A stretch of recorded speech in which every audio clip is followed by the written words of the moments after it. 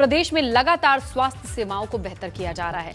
Oxygen की supply को लेकर मॉनिटरिंग की जा रही है, अतिरिक्त बेड बढ़ाने के निर्देश दिए गए हैं। ये सभी बातें सूबे के स्वास्थ्य सचिव अमित नेगी ने कही है।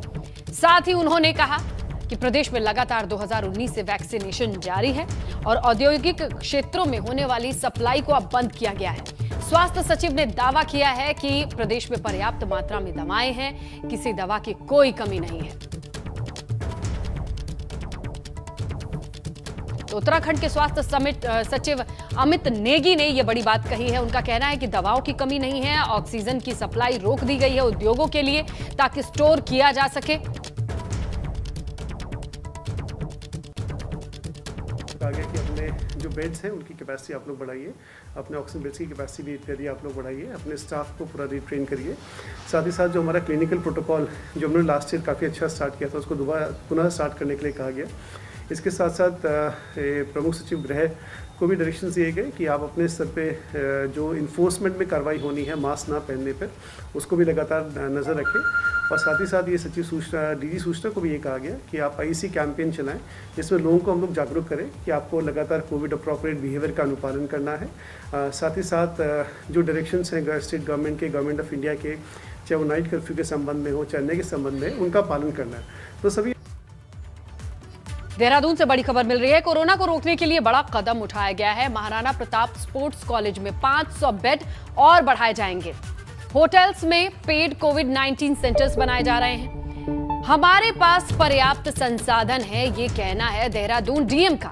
ऑक्सीजन की पर्याप्त मात्रा है, ये भी आश्वस्त करते हुए नजर आए डीएम देहरादून। उत्तराखंड में कोरोना के बढ़ते मामलों को चलते हालात चिंताजनक बने हुए हैं और जिस तरह से पड़ोसी राज्य से लगाए पूरे देश की तस्वीरें आ रही हैं, यहां चिंता और भी गहरा गई है। देहरादून में सबसे ज्यादा कोरोना के मामले, अगर प्रदेश स्तर की बात की जाए तो बढ़ते कोविड के केसेस को देखते हुए महाराणा प्रताप स्पोर्ट्स कॉलेज में 500 बेड और बढ़ाए जाएंगे। साथ ही होटल्स में पेड कोविड-19 सेंटर्स बनाए जा रहे हैं। हालांकि डीएम का कहना है कि उनके पास पर्याप्त संसाधन है, ऑक्सीजन भी पर्याप्त मात्रा में है, तो ये सारी चीजें तैयार है, ऐसा कहना है देहरादून डीएम।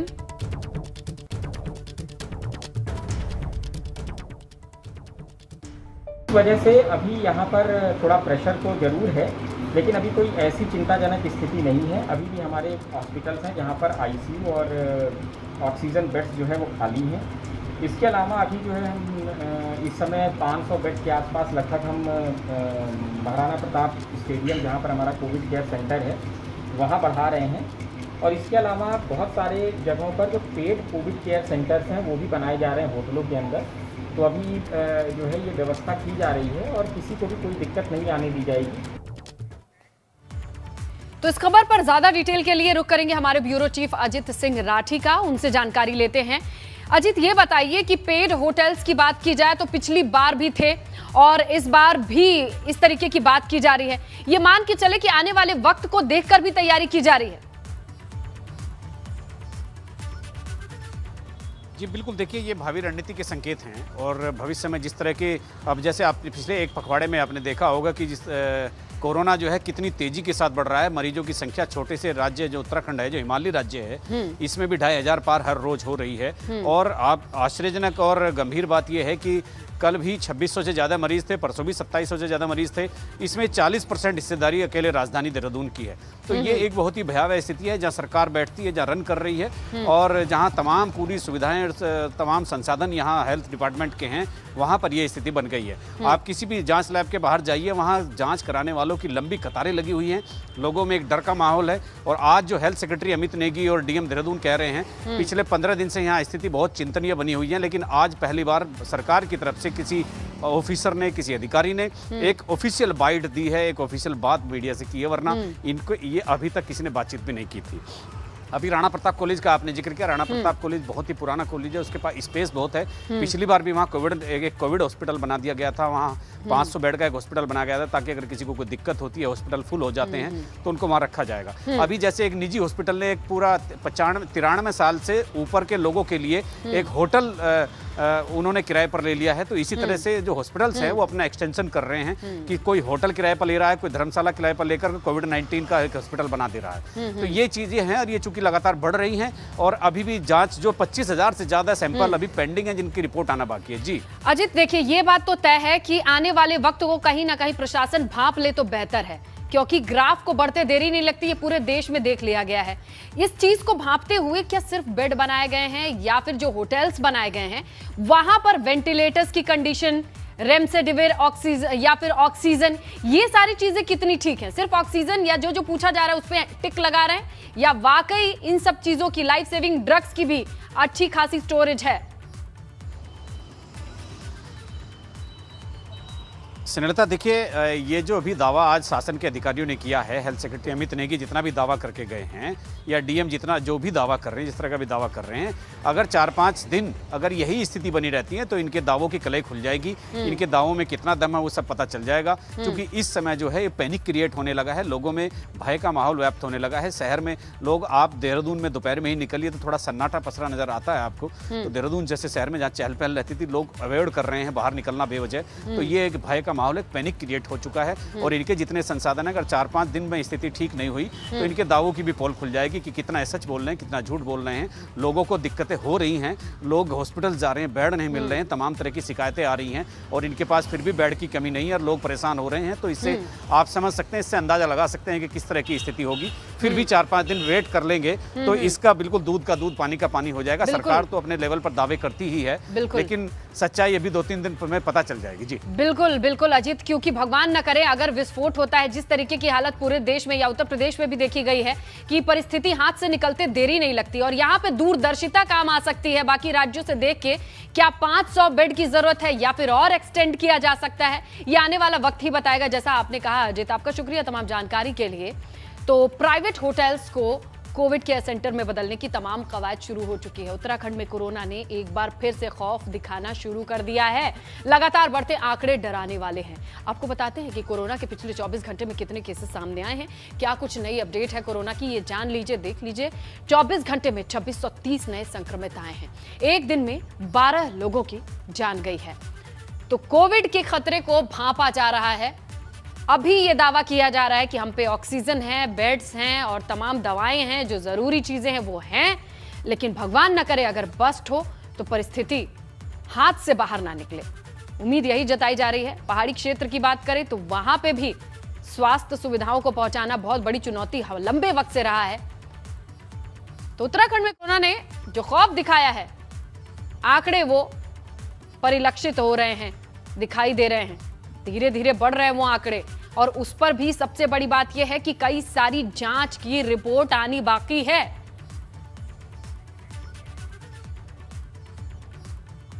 टिहरी से बड़ी खबर है। अस्पताल से मरीज के फरार होने का मामला, सीएमओ ने अब इस मामले पर विभागीय जांच बिठा दी है।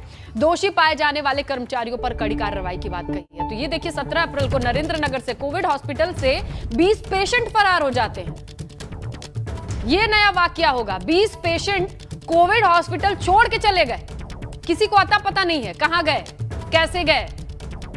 अस्पताल की अब सुरक्षा बढ़ाई जा रही है, विभागीय जांच बिठाई जा रही है। कोई है उस अस्पताल में कि नहीं। 20 पेशेंट, 1-2 नहीं, 20 पेशेंट अस्पताल से उठ के गायब।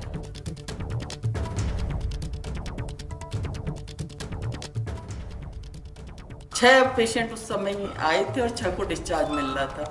तो उस समय काफ़ी ऐसा माहौल था, तो उसी का फ़ायदा उठाते हुए, काफ़ी भीड़ थी और सबको देखा जाना पॉसिबल भी नहीं था एक साथ उस समय, तो उसी को देखते हुए, उनका फ़ायदा उठाते हुए उन्होंने जो है कुछ लोग वहाँ से बाहर निकल गए। वो जो है उसमें से अलग अलग स्टेट के हैं। 6 लोग उसमें से राजस्थान के थे, 4 लोग उड़ीसा के थे, 5 उसमें से यूपी के हैं और 3 हरियाणा के हैं, 2 उत्तराखंड के भी हैं। जांच कर रहे हैं, अगर जो भी इसमें दोषी होगा तो उसकी बिल्कुल कार्रवाई करेंगे। ऐसे माहौल में ऐसे फरार हो जा रहे हैं रोगी, ये नया मामला है। आगे बढ़ते हैं, बात कर लेते हैं पौड़ी की। डीएम के निर्देश पर स्वास्थ्य विभाग और जिला प्रशासन ने कोरोना के तेजी से बढ़ते मामलों को देखते हुए मरीजों के लिए सभी व्यवस्थाएं दुरुस्त करना शुरू कर दिया है, जिससे मरीजों को किसी तरह की परेशानी ना झेलनी पड़े। साथ ही कोरोना सैंपल की रफ्तार को जिले के हर ब्लॉक में बढ़ाया गया है। व्यापक व्यवस्थाओं के जरिए कोरोना को मात दी जा सके। डीएम की माने तो जिले में 3 डेडिकेटेड कोविड अस्पताल मरीजों के लिए बेहतर इलाज के लिए बनाए गए हैं। तो यहां पर वक्त है कि अभी भी व्यवस्थाओं को दुरुस्त कर लिया जाए, टेस्टिंग की रफ्तार तेज की जाए, क्योंकि यही जब बाहर हो जाएगी, जब टेस्ट नहीं होगा, तमाम लोग घूमते रहेंगे तो वो मल्टीप्लाई होते वक्त नहीं लगता। हमारा जो डिस्ट्रिक्ट हॉस्पिटल है पौड़ी में, उसको भी हम लोग तैयार रखा हुआ है, हालांकि अभी चिन्हित नहीं किया हुआ है और सामान्य पेशेंट्स के लिए उसको कार्रवाई कर रखा है। इसके अलावा हम लोगों ने 11 फैसिलिटीज ऐसे आइडेंटिफाई कर रखी हैं जो हमारी भविष्य में CCC के रूप में हम प्रयोग कर सकते हैं, जहाँ पे असिम्टोमेटिक पेशेंट्स या माइल्ड सिम्टोमेटिक पेशेंट्स को वहाँ पे रखेंगे और अगर लगता है कि उनकी तबीयत ज़्यादा खराब हो जाती है तो हम उनको अस्पताल में शिफ्ट कर सकते हैं। ऐसी हमारी पूर्ण व्यवस्था रहेगी। सभी विकास खंडों में हमने सैम्पलिंग का रेट भी बढ़ा दिया है। पूर्व में जैसे हमारे 400-500 सैम्पलिंग हो रही थी, आज की तिथि में हम लोगों ने 1000 से अधिक सैंपल्स करने का पर डे का जो टारगेट रखा हुआ है उसको हम अचीव भी कर रहे हैं। बागेश्वर में कोविड सेंटर पर बड़ी लापरवाही का आरोप लग रहा है। ये बात सामने आई है। कोविड सेंटर में भर्ती मरीजों को जो खाना दिया जा रहा है वो उनकी सेहत के लिए हानिकारक हो सकता है। बावजूद इसके ये सब होता रहा, अधिकारी इससे बेखबर है। संक्रमित मरीजों को बैलेंस डाइट दी जाती है, पौष्टिक आहार दिया जाता है, मगर सूखी खिचड़ी दही परोसी जा रही है और यहाँ पर कोई देखने वाला नहीं है।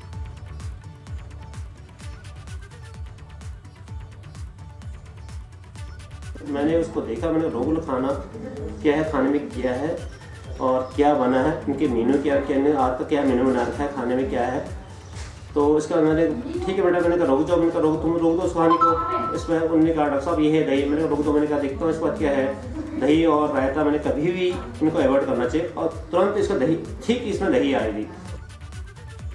प्रधानमंत्री नरेंद्र मोदी के आह्वान के बाद कई अखाड़ों ने कुंभ समापन की घोषणा कर दी है। सबसे पहले निरंजनी अखाड़ा ने कुंभ के समापन की घोषणा की है। उसके बाद जूना अखाड़ा ने भी कुंभ के समापन की घोषणा की है। ऐसे में देश के अलग अलग राज्यों से आए तमाम साधु संतों के जाने का सिलसिला भी शुरू हुआ गया है। निरंजनी और जूना अखाड़े की छवियों से लगभग संत चले गए हैं। छावनियों की अगर बात करें, इसके अलावा अखाड़े की छवि में पांडालों को हटाने का भी काम चल रहा है। हमारे संवाददाता पंकज राणा की रिपोर्ट देखिए।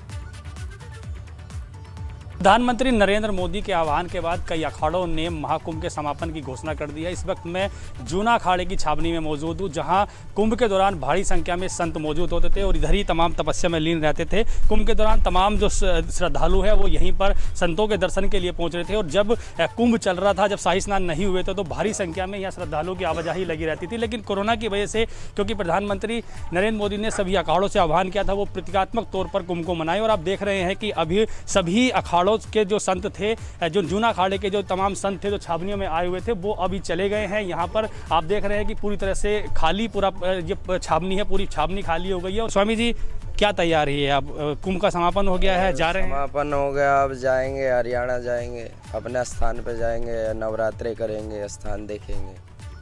सब संत चले गए, हम क्या करेंगे अब यहाँ में। 27 का स्नान है, कुछ साधु जाएंगे स्नान करके, फिर वो भी निकल जाएंगे। हाँ, तब वहाँ में से अपनी जो ध्वजा है वो निकल जाएगी। तो अभी जाने की पूरी तैयारी हो गई है? तैयारी है जी। जी, जिस तरह से कोरोना के बाद प्रधानमंत्री ने भी आह्वान किया था, तो क्या उस आह्वान का भी नतीजा है कि आप लोग सब अब छावनी छोड़कर जा रहे हैं? नहीं, आह्वान का उनके नतीजे की तो कोई वो नहीं है, हमारे आचार्य जी का कहना है। हाँ, हमारे आचार्य जी का कहना है भाई सब उठा दो, उनके कहने पे उठाते हैं। तो आप देख रहे हैं कि जो संत यहाँ मौजूद थे, जो लंबे समय से यहाँ पर अपनी तपस्या में लीन थे, देश के अलग अलग हिस्सों से आए थे, उनके जाने का सिलसिला तैयार हो गया। सभी गाड़ियों में सामान को लोड कर दिया और कई जो छावनियाँ हैं, अभी छावनी भी देखिए जहाँ पर ये ब्रह्मकुंड ये बना हुआ है, कुंड जहाँ पर अग्निकुंड बना हुआ है, जहाँ तपस्या करते थे, ये इस वक्त खाली है और ये अब अगले 12 सालों तक इस तरह ही खाली रहेगा, क्योंकि कोरोना का साया है। इस बार कोरोना के साये में काफ़ी दिक्कतें संतों को भी हुई हैं, सुविधाएँ उनको नहीं मिल पाई हैं। उसकी वजह से भी अब जिस तरह से उनके आचार्य महामंडलेश्वर अवधेशानंद गिरी ने आह्वान किया है प्रधानमंत्री नरेंद्र मोदी के आह्वान के बाद, तो इसी वजह से अब छावनियों को खाली कराया जा रहा है। सभी संत अब जा रहे हैं और सभी संतों के कोविड टेस्ट भी हुए हैं। कुछ संत ऐसे हैं जिनके कोविड टेस्ट नहीं हुए हैं, जो बिना कोरोना टेस्ट के जा रहे हैं। तो ये बड़ा सवाल है, प्रशासन ने पहले से ही व्यवस्था नहीं की थी कि सभी संतों को कोविड टेस्ट कराकर यहाँ से भेजा जाए। हरिद्वार से अपने सहयोगी संजय कुमार के साथ पंकज राणा, ABP गंगा। जूना अखाड़ा और निरंजनी अखाड़ा की कुंभ के समापन की और आखिरी शाही स्नान को प्रतीकात्मक रूप से मनाने के बाद अग्नि अखाड़ा भी अब कुंभ को प्रतीकात्मक रूप से ही मनाएगा। श्री पंचम दशनाम अग्नि अखाड़ा ने भी कुंभ का विसर्जन कर दिया है। इसके बाद कुंभ में मौजूद साधु संतों की वापसी जारी है। आपको बता दें कि पीएम मोदी की अपील पर कोरोना संक्रमण के लिए जूना और निरंजनी अखाड़े ने कुंभ समाप्ति का ऐलान कर दिया है, लेकिन बैरागी के 3 अन्य अखाड़े जैसे निर्वाणी, निर्मोही और अड़ी अखाड़ों ने 27 अप्रैल को स्नान का ऐलान किया है। इसके अलावा बड़ा उदासीन, नया उदासीन और निर्मल अखाड़े ने कुंभ समाप्ति की घोषणा नहीं की है। अभी तक तो कई अखाड़े लगभग अपने अपने विचारों से समापन के लिए आह्वान कर चुके हैं। इसमें पहले ही निरंजनी भी अपने मेला के बारे में अपना स्वयं का निर्णय बता चुके हैं, वो सभी आप लोगों को ज्ञात है। और हमारे जूना अखाड़ा, श्री पंचदशनाम जूना अखाड़ा भी इसी तरह से प्रतीकात्मक रूप से ही कुंभ मेला को मनाएंगे। इसमें हमारे श्री पंच अग्नि अखाड़ा और श्री पंचदशनाम आवाहन अखाड़ा भी शामिल है, जो प्रतीकात्मक रूप से ही कुंभ मेला को मनाएंगे। तो चलिए रुक करते हैं, हमारे सहयोगी पंकज राणा का हरिद्वार से जुड़े हैं और उनसे जानकारी लेते हैं कि कौन कौन से अखाड़ों की क्या मनोदशा है, इस वक्त वो क्या सोच रहे हैं। पंकज, ये बताइए, सबसे पहले तो धन्यवाद उन तमाम अखाड़ों का जिन्होंने कम से कम पीएम की बात को समझी और मानवता की सेवा के लिए ये बड़ा फैसला लिया है अपनी आस्था को प्रतीक के रूप में, जिसे कोई नहीं छू सकता। उनका ये फैसला एकदम स्वागत योग्य है। लेकिन कौन कौन से अखाड़े हैं जो अभी भी नहीं समझ रहे हैं इस महामारी को और अभी भी उनका मन है रुकने का?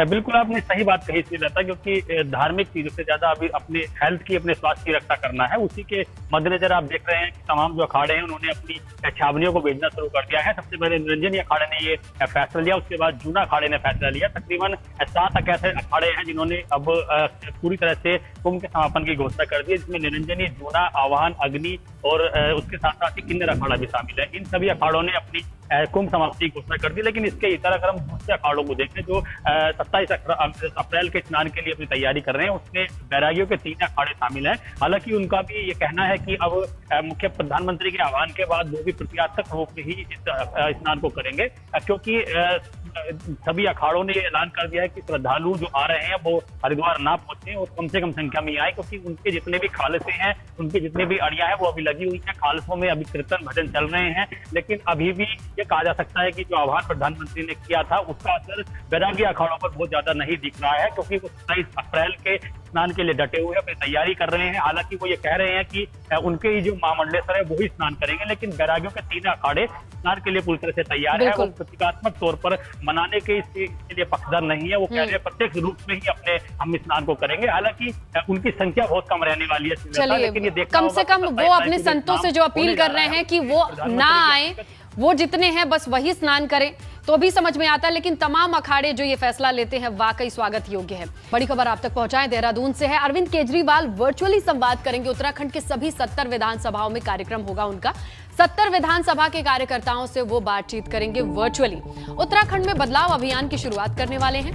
प्रदेश प्रभारी दिनेश मोहनिया समेत कई पदाधिकारी इस वर्चुअल बैठक में मीटिंग में शामिल होंगे। तो मिशन उत्तराखंड के तहत ये दिल्ली के सीएम अरविंद केजरीवाल की पहल होगी, वर्चुअली वो बैठक करेंगे। चलिए विनोद से जानकारी लेते हैं कि और किस तरीके की क्या मकसद है होगा इस बैठक का। विनोद बताइए, महत्वाकांक्षाएं दिख रही हैं आने वाले वक्त को लेकर? जी श्रीलता, देखिए आम आदमी पार्टी ने उत्तराखंड में जरूर दस्तक दे दी है और जिसके चलते आज प्रदेश की 70 विधानसभाओं में एक वर्चुअली कार्यक्रम रखा गया है, जिसमें आम आदमी पार्टी के संयोजक और दिल्ली के मुख्यमंत्री अरविंद केजरीवाल उत्तराखंड के तमाम जितनी 70 विधानसभाएं हैं वहां पर कार्यकर्ताओं से वर्चुअली संवाद करेंगे और एक उत्तराखंड में बदलाव के नाम से एक अभियान की शुरुआत भी करेंगे। तो ये जरूर माना जाए कि आज 70 विधानसभा में वर्चुअली संवाद आज दिल्ली के मुख्यमंत्री अरविंद केजरीवाल करने वाले हैं। शाम 4 बजे का कार्यक्रम ये रखा गया है। और चलिए विनोद, आपका शुक्रिया तमाम जानकारी के लिए।